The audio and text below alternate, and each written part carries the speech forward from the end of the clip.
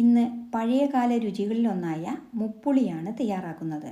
ഇന്നത്തെ തലമുറയ്ക്ക് അധികം പരിചിതമല്ലാത്ത ഈ കറി സ്വാദിൻ്റെ കാര്യത്തിൽ മുൻപന്തിയിലാണ്. ആദ്യം ഒരു ചെറിയ നാരങ്ങ വലിപ്പത്തിൽ പുളി വെള്ളമൊഴിച്ച് കുതിർക്കാൻ വയ്ക്കാം. 3 തരം പുളി ചേരുന്നതുകൊണ്ടാണ് ഇതിന് മുപ്പുളി എന്ന പേര് വന്നത്. ഈ കറി ഉണ്ടാക്കാൻ വെള്ളരിക്കയും വാഴയ്ക്കയുമാണ് നമ്മൾ എടുക്കുന്നത്. ഇതിന് പകരമായി കുമ്പളങ്ങ, ചേന എന്നിവയും നിങ്ങൾക്ക് എടുക്കാവുന്നതാണ്. ആദ്യം വാഴയ്ക്ക എടുത്ത് 2 സൈഡും മുറിച്ചു മാറ്റി തോൽ കളഞ്ഞെടുക്കാം. അതുപോലെ വെള്ളരിക്കയുടെ തോലും കളഞ്ഞെടുക്കാം. ഇനി മാങ്ങയുടെ പകുതിയാണ് വേണ്ടത്.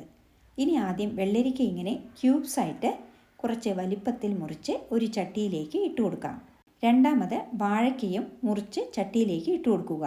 പാൻ ചൂടാവുമ്പോൾ 1 സ്പൂൺ വെളിച്ചെണ്ണ ചേർത്ത് കൊടുക്കാം.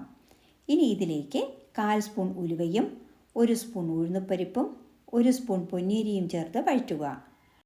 ഇനി ഇതിലേക്ക് 4 വറ്റൽമുളക് കൂടി ചേർത്ത് വഴറ്റുക. ഇനി ഇതിലേക്ക് കുറച്ച് കറിവേപ്പില കൂടി ചേർത്ത് വഴറ്റാം.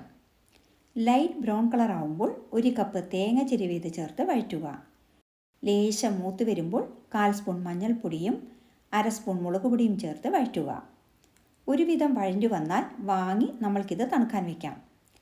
ഇനി നമ്മൾക്ക് അരിഞ്ഞു വെച്ച വെള്ളരിക്കയും വാഴയ്ക്കയും 1/4 സ്പൂൺ മഞ്ഞൾപ്പൊടിയും 1 കപ്പ് വെള്ളവും 3 പച്ചമുളക് 2ആയി കീറിയതും ചേർത്ത് വേവിക്കാൻ വയ്ക്കാം.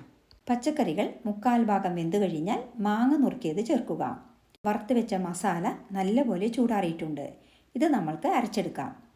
വെള്ളം ചേർത്തല്ല നമ്മൾ മസാല അരയ്ക്കുന്നത്. 1/4 കപ്പ് തൈര് ചേർത്താണ് അരയ്ക്കുന്നത്.